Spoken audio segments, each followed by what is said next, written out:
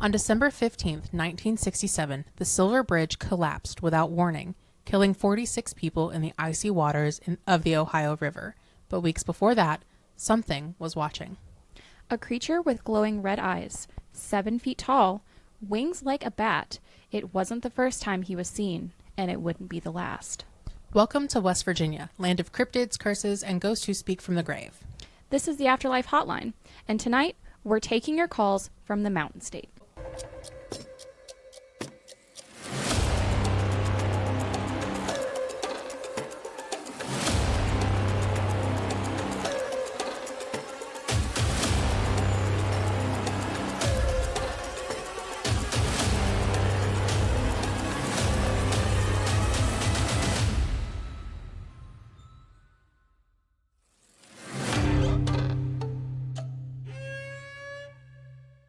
If this is your first time dialing in, welcome. I'm Denisha. And I'm Ashley, and we're your operators on the Afterlife Hotline, where the only thing we can't do is hang up on the dead. Every episode, we answer the call of a new haunted place, and tonight, the Mountain State is ringing off the hook. West Virginia is more than just hills and hollows. It's a hotspot for the strange. From infamous cryptids to forgotten legends, there's something about this place that keeps the past reaching out. And speaking of strange, let's start tonight's journey with a story that blurs the line between folklore and fear. West Virginia is full of strange stories, but few places are as layered in history and tragedy as the land beneath Lake Shawnee Amusement Park. It's more than just an old abandoned carnival. It's a place where the past quite literally refuses to stay buried. Long before settlers arrived, this land was home to the Shawnee people who lived, hunted, and buried their dead in the valleys of what's now Mercer County. But by the late 1700s, colonial expansion, conflict, and forced relocation pushed them out. Their villages slowly disappeared, remembered only through scattered artifacts and buried remains. Back in the 1770s, Mitchell Clay, his wife Phoebe, and their children became the first English settlers in what is now Mercer County, West Virginia. But their new life on the frontier quickly turned tragic.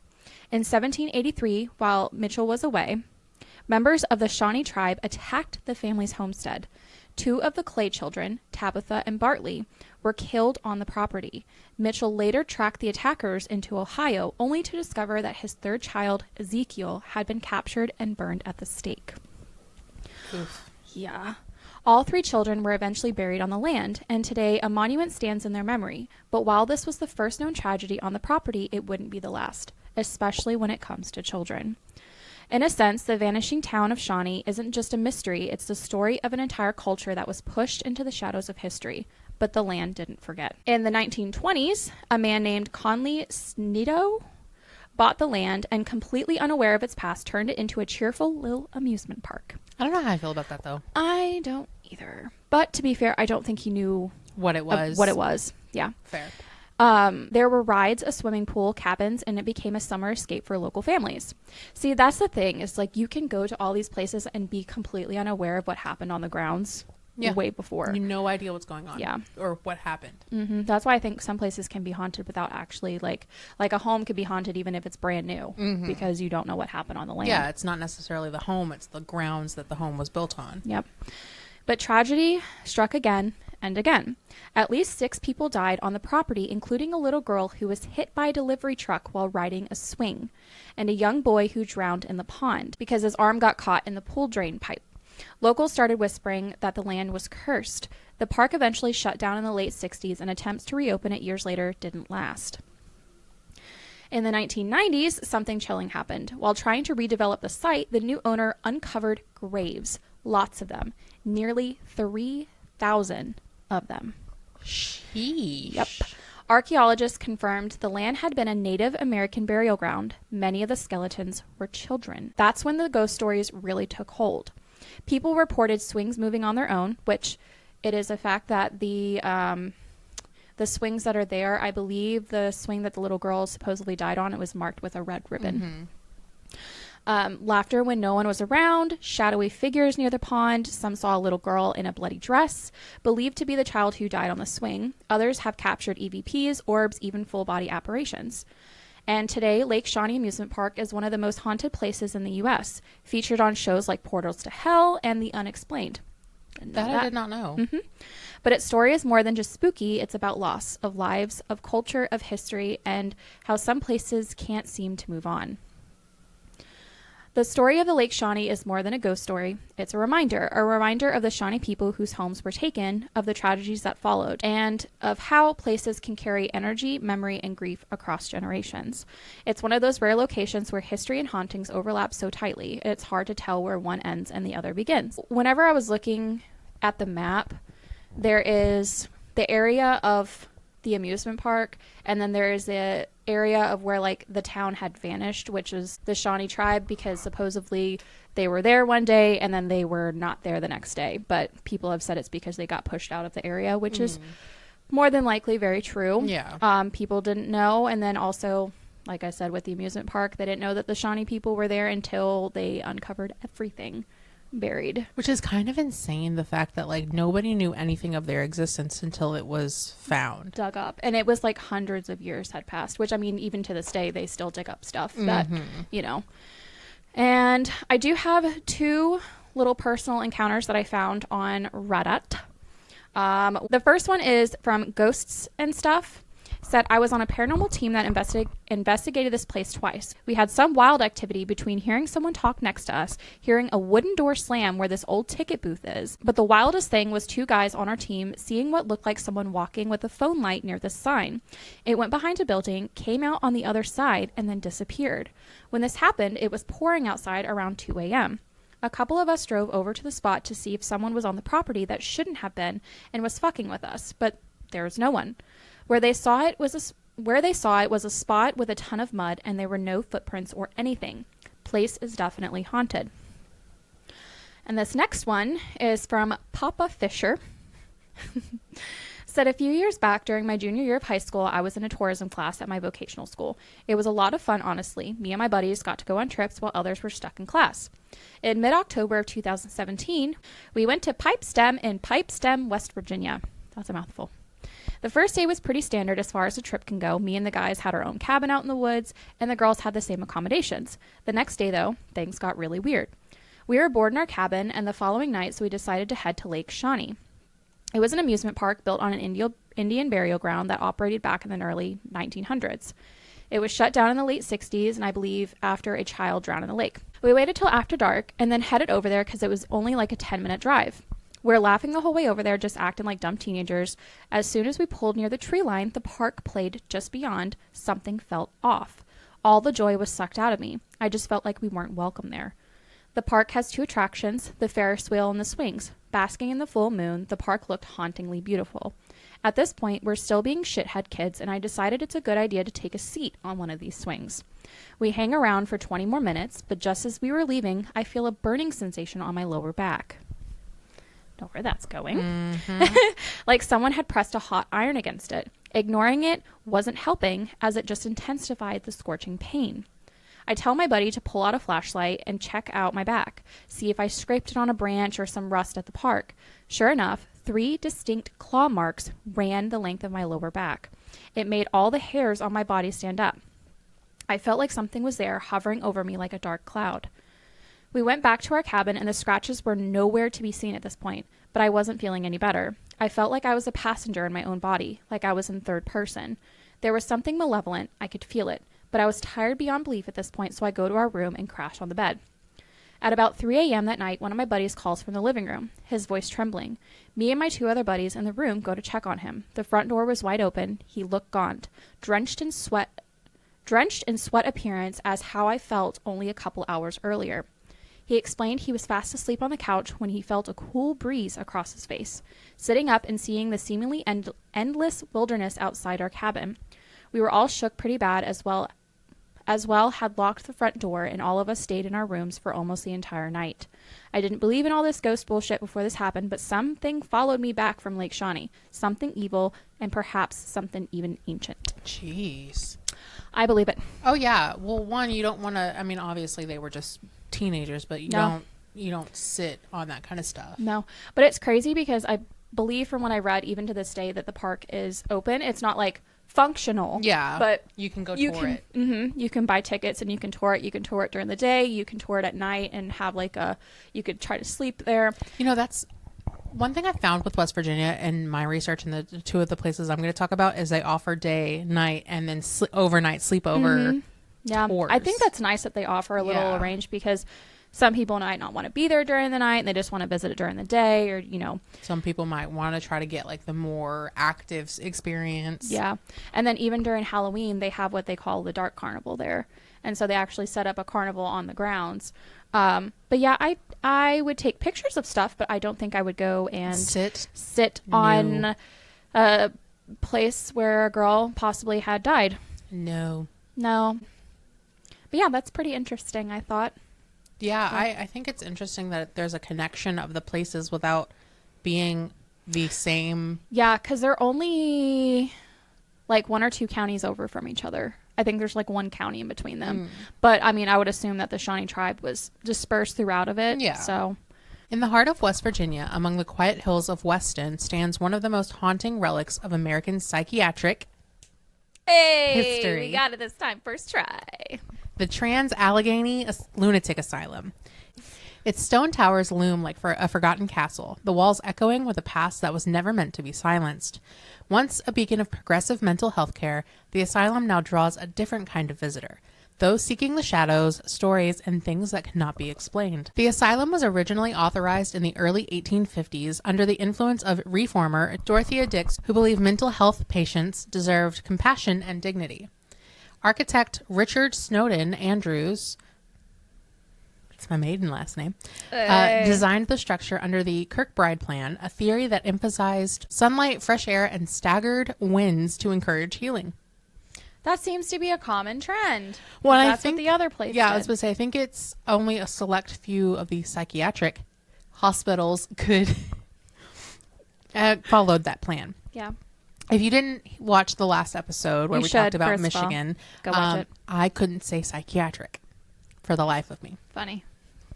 Construction began in 1858. The stone masonry, carved by hand, was so extensive that it became the largest such building in North America. Oh, wow. And perhaps the second in the world, only to the Kremlin.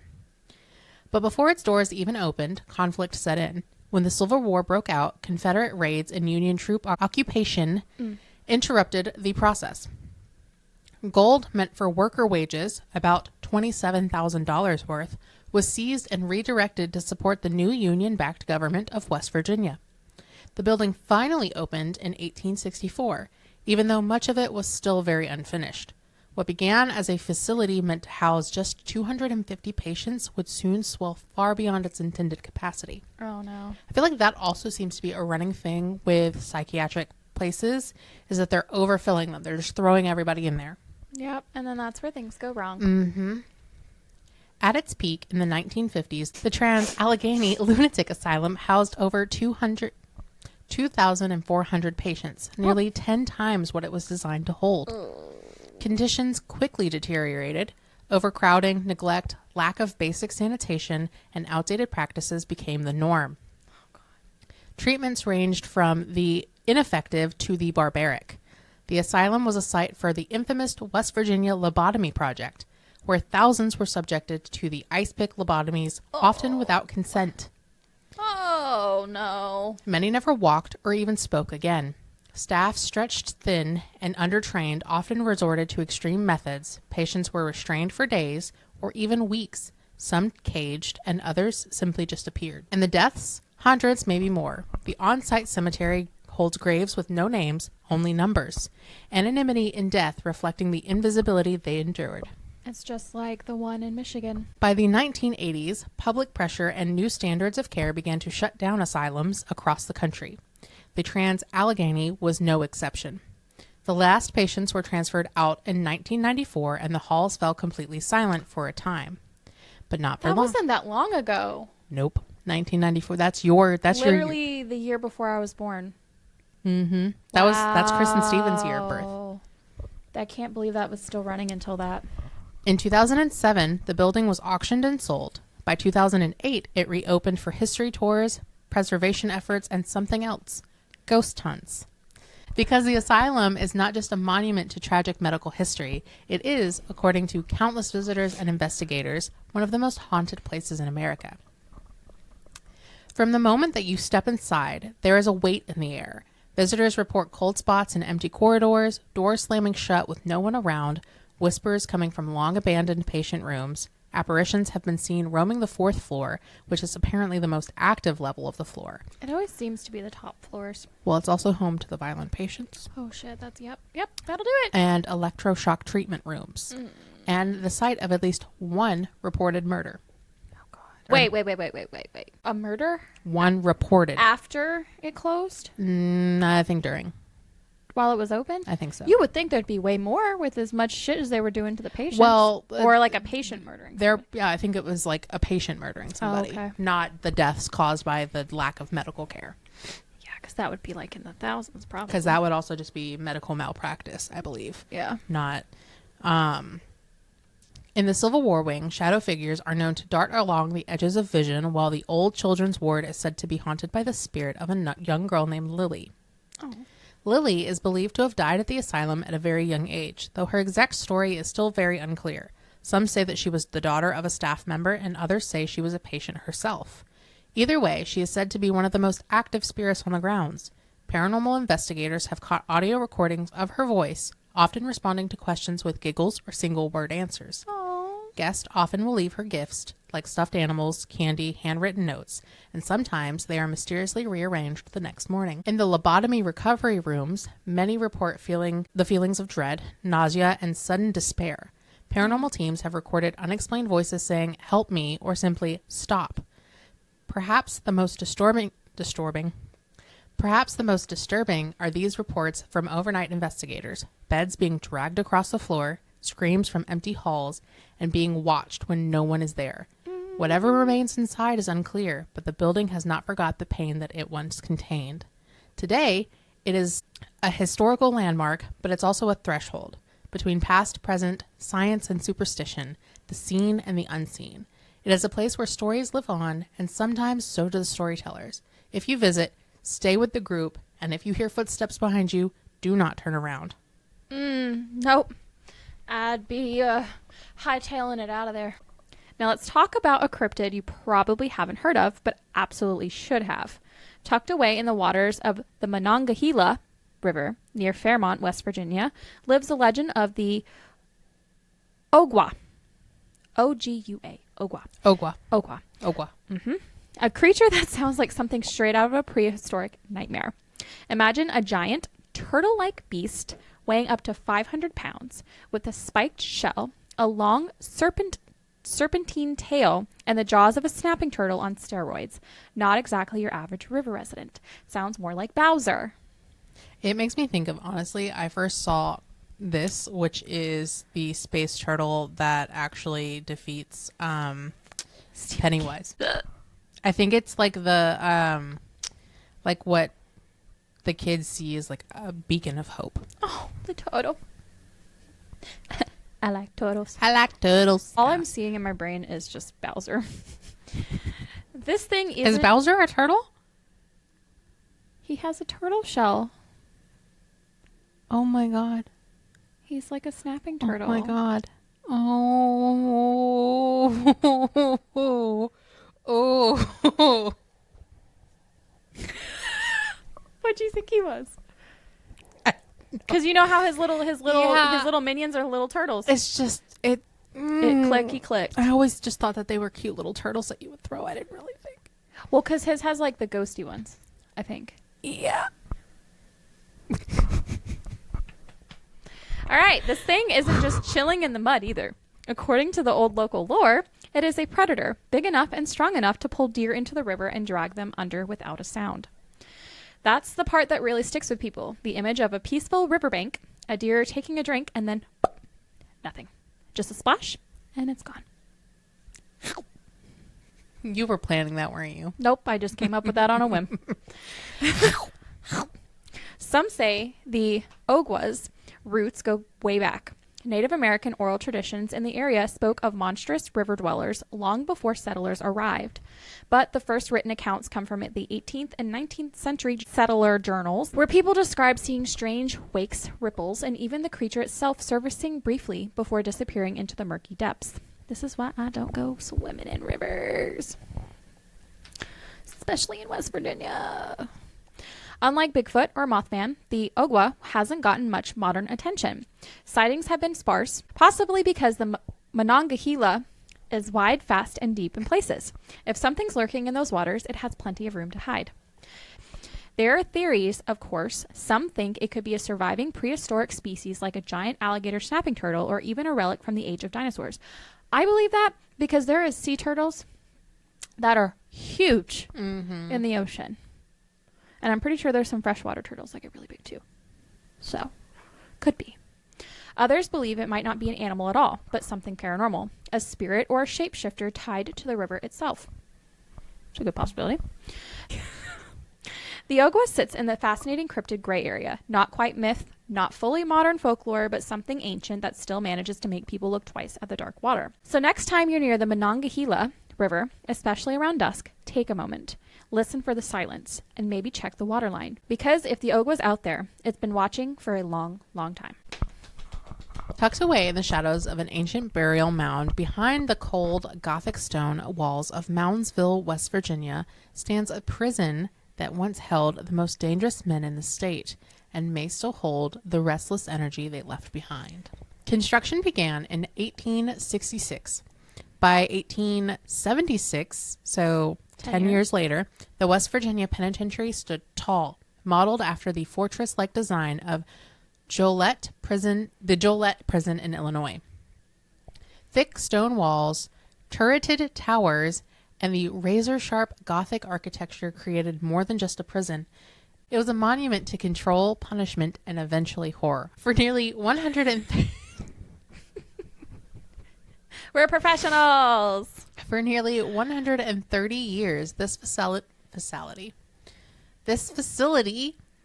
housed thousands of inmates, but overcrowding, abuse, and violence turned into a pressure cooker. Executions were carried out with unsettling frequency. 94 men were put to death here, 85 by hanging, and later the electric chair. The chair was known as Old Sparky. I do have a photo of Old Sparky, by the way. God. But executions weren't the only deaths. Nearly 1,000 inmates died on these grounds, many from riots, disease, murder, or even suicide. In 1986, a massive riot erupted over living conditions. Inmates took hostages and tortured fellow prisoners. The administration promised reform, but it never truly came. The prison was finally shut down in 1995. 1995. I literally had to double take because my brain was like, okay, in 1986, and then so basically 9 years later. Why is all these shits shutting down on my birth year? Like, that's just so close to nowadays. It's insane, really. Like, that's only almost 30 years ago. Because think about how far, like, when you think about this kind of stuff, you think it's like the 80, like in the 1880s and stuff like that. You're not thinking it's like 1995. 1995. It's not, it shouldn't be our life. Literally the year I was born. Yeah. That's too relevant. But if you think the Moundsville story ends here, you'd be wrong. Even in death, the penitentiary remains alive. Visitors, tour guides, and seasoned paranormal investigators report chilling encounters, cold spots, unexplained whispers, slamming doors, and shadowy figures in places no living soul should be. One presence is only known as the Shadow Man, a tall, dark silhouette with glowing eyes. Oh. He has been seen stalking cell blocks and hiding in corners of the infamous Sugar Shack. Some believe this energy lingers because of the intense trauma left behind. Others point out to a darker theory, that the penitentiary was built atop a sacred Native American burial ground just across from the ancient Grave Creek Mound, one of the largest conical mounds in the United States. Could these two worlds, violence and sacred disturbance, have merged to trap souls in limbo? Yep. Today, the penitentiary is a magnet for both history buffs and ghost hunters. You can walk in the same cell blocks, stand in the infirmary, crawl through the boiler room, and step inside the psych ward. If you're brave enough, you can even join a 6-hour overnight paranormal investigation, roaming the halls by flashlight, calling out the dead, EVP recorders in hand. Tour options range from daily historical walkthroughs to full-scale ghost hunts and even an annual paranormal convention, complete with guest speakers, vendors, and 2 nights where the visitors get to explore the darkest rooms of the prison, including typical off-limit areas. I would not go to the boiler room. There's nothing ever good in the boiler room. Ever. Paranormal groups like Paranormal Quest have captured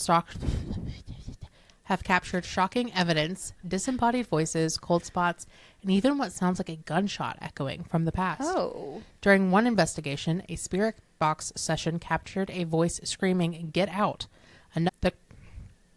Another time, a paranormal crew heard a metallic clink of gun shells hitting the ground in the hallway, but nothing was there. Interesting. Others have recorded the names of former inmates being called back in voices not belonging to anyone present. And in the execution room, multiple groups have reported feeling breath on their necks and the sudden drop in temperature when there are no open windows. No thanks. The West Virginia Penitentiary is more than just a relic of America's correctional past. It is a place where stone and spirit collide, where every corridor holds a secret, every shadow could be more than just the trick of the light. Whether you come for the history or the hauntings, just know this.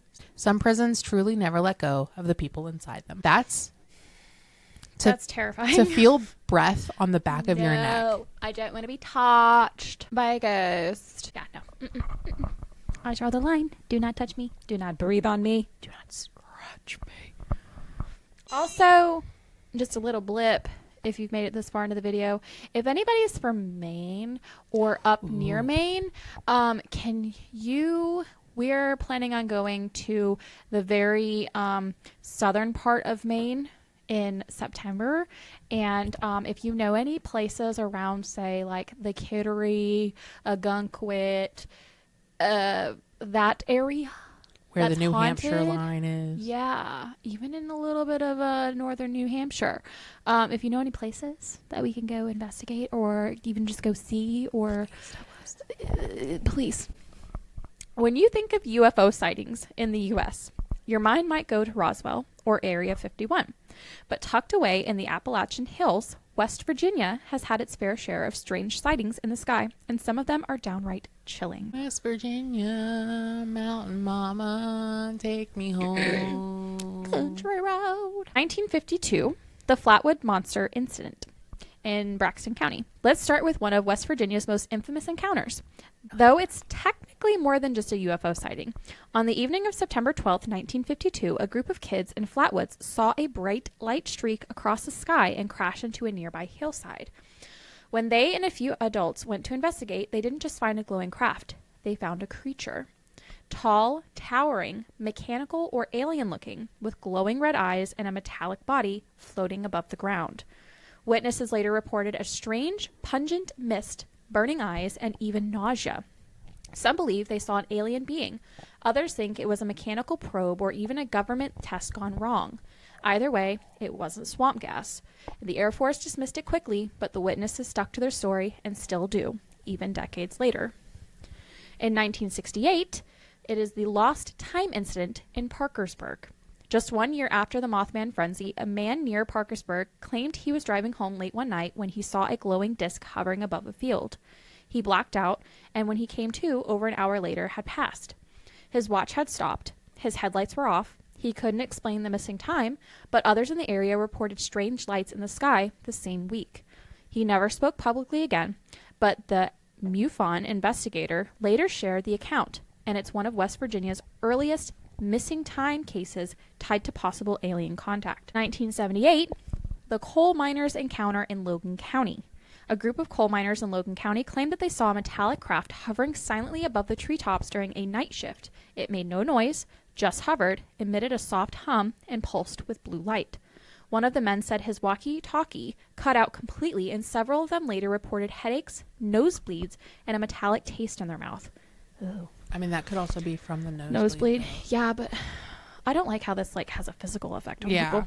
The sighting was written off by authorities, but locals still talk about it like it just happened yesterday. The area, by the way, has high levels of natural magnetite, which some believe may play a role in attracting high strangeness events. And then, most recent, in 2020, sightings in Preston and Tucker counties. In more recent years, multiple people across Preston and Tucker counties have reported triangular-shaped crafts, slow-moving with lights at each corner. These sightings, often happening just before midnight, describe something completely silent. No engine, no wind, no movement, just a quiet black triangle drifting across the stars. Witnesses range from hunters to truckers to retired military pilots. One man even said it felt like it was watching me, like really watching me. MUFON has received multiple reports of the region, though no official explanation has ever been given. I will say, and we've talked about this in I don't know what episode it was, but I remember talking about it. The triangular black UFO. Saw something very similar out at my parents' house. What episode was that? I don't remember, but we saw it. My cousin and I both were the only ones who saw it. Made no noise. At first, we thought it was like a C-130 because my parents live in the path, like the path that the C-130s take, because we live near one of the biggest C-130 bases. And it made no noise, which is not possible for a C-130, I don't think. I'm pretty sure, no. But it had no lights. We just saw it just going across the sky. Disappeared. No noise. No lights. At night. Have no fucking clue what it was. Yeah, so I believe all the UFO stuff. Oh, yeah, for sure. But yeah, that's some of the UFO sightings I know. It also, it baffles me a little bit that, and I don't know why it baffles me, but for some reason it baffles me that, like, rock and stuff like that can have an effect on energies. Because, like, you told me, like, what was it, crystal quartz, and I never... Oh, it said that limestone amplifies the paranormal. Yeah, it was that one. That one I didn't know. Well, everything has energy. And so I think since those type of things come from the ground and stuff, it has... I don't know all the... Don't come for me, please. I don't know all the scientific reasons, but I've always been told that, I mean, like, everything's energy, but there is certain things. Well, that's like when they say that you're charging your crystals to do it with quartz crystals, too, because they're I think they hold the most energy or something. Which, like, or they amplify energy. Which, like, I never really, like, put to it. Because, like, I don't know. My brain always separates, like, the spiritual, like, witchy stuff separate from... Paranormal. Yeah, but even though it's all still... Yeah, but my brain just can't fathom that. I'm excited for this one. On a cold November night in 1966... 2 young couples driving near the abandoned munitions plant outside of Point Pleasant, West Virginia, slammed their brakes. What they saw would change the town forever. Glowing red eyes, wings 10 feet wide, a humanoid figure, dark, featureless, and fast, chasing them at speeds of over 100 miles per hour. That night, the legend of Mothman was born. So what exactly is Mothman? Descriptions vary slightly, but the core details remain the same. A tall, man-shaped creature, often said to be 6 to 7 feet tall. Oh, it's not as tall as I thought. Large, leathery wings extending from its back. No visible arms. No visible arms, but powerful legs. And most memorably, glowing red eyes, often seen before the rest of the figure itself. It doesn't flap when it flies, it glides. First seen on November 15th, 1966 by Roger and... You know, they call him Mothman, but he has more of... He's the first original Batman. Because he has bat-like wings. He's the first original... Well, he's Batman. There's speculation that that's why Mothman kind of soared in public knowledge, is because I think Batman was, like, really popular at that point in time. So the real actual Batman doesn't get the actual Batman name. Sorry. You're good. It's also giving rhapsodic.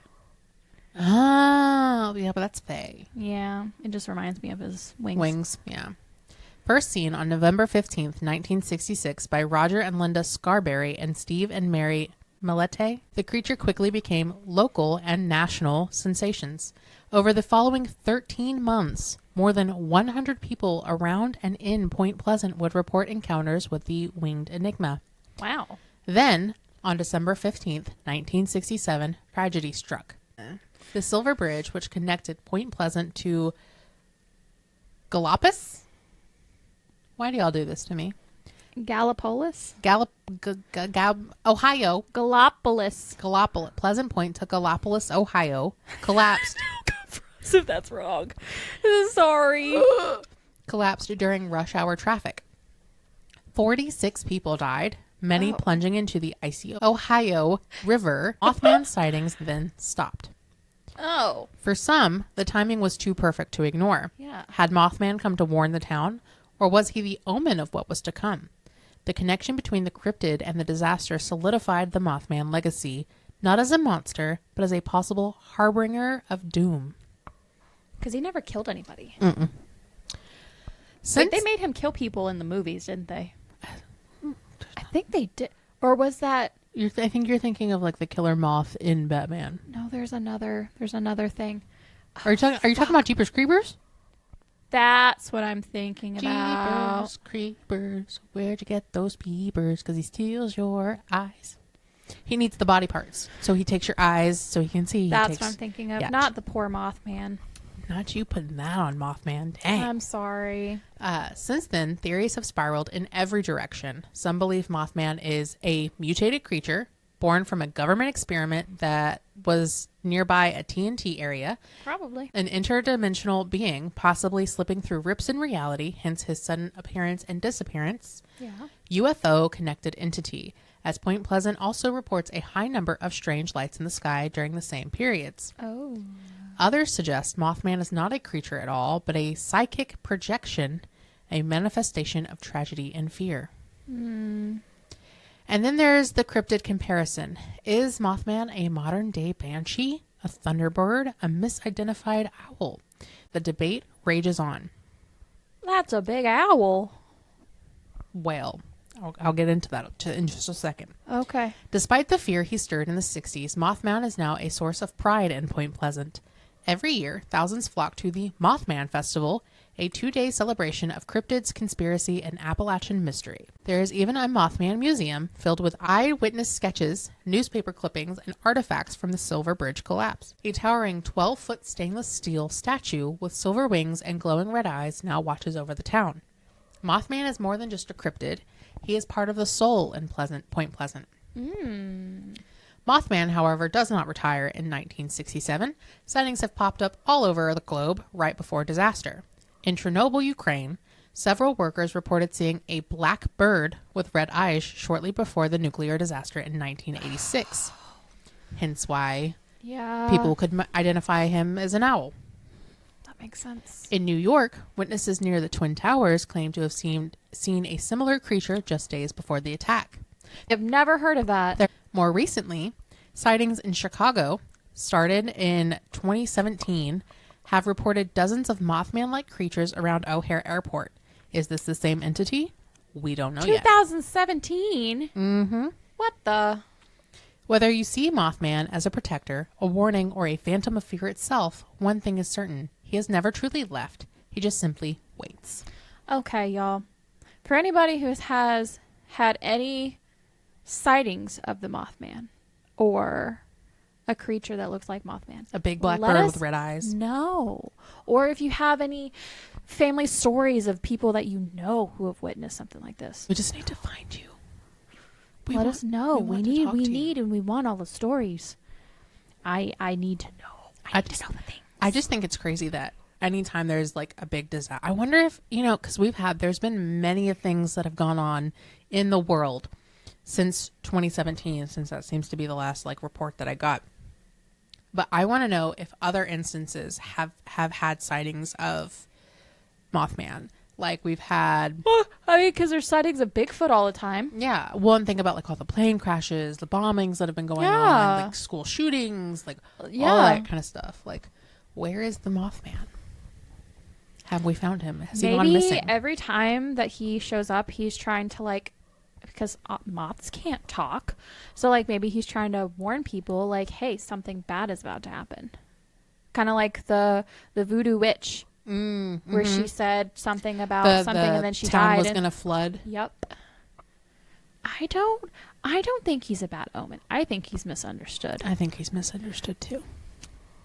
Justice Most for things Mothman. we can't comprehend. Well, and I think that's also why Point Pleasant has leaned into it rather than just being like, oh yeah, Mothman's scary. I'm glad that they lean into it and they're not just like, it's terrifying. Although I'm sure they probably were back then. And if he appeared, I'm sure they wouldn't be like, yeah, we have a festival for you. Yeah. I want to go to a Mothman festival. Same. I think that'd be so much fun. Whether it's a creature in the woods, a voice in an empty room, or a bridge that fell under a curse, we know one thing for sure. West Virginia doesn't let its ghosts go quietly. And lucky for us, they still pick up the line. Thank you for listening to the Afterlife Hotline. If you've got a story of your own, you know what to do. Leave us a message. And until next time, keep one foot in the living world And one ear on the line. Bye, guys.